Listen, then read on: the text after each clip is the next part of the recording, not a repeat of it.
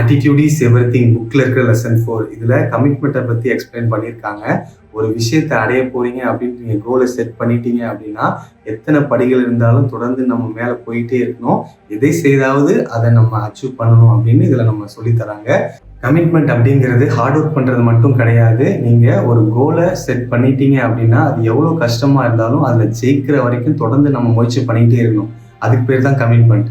Example, நீங்கள் Elon மஸ்கை சொல்லலாம். Space ட்ராவலை அவர் affordable ப்ரைஸில் கொண்டு வரணும் அப்படிங்கிற ஒரு கமிட்மெண்ட்டை வச்சுருந்தாரு. இனிஷியல் ஸ்டேஜில் அவர் பண்ண எல்லா முயற்சியும் தோல்வியில் அடைஞ்சுது.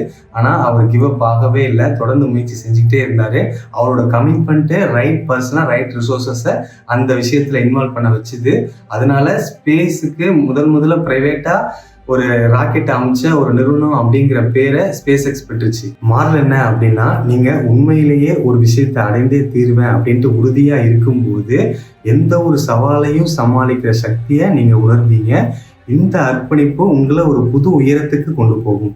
தேங்க்ஸ் ஃபார் வாட்சிங். பாய்.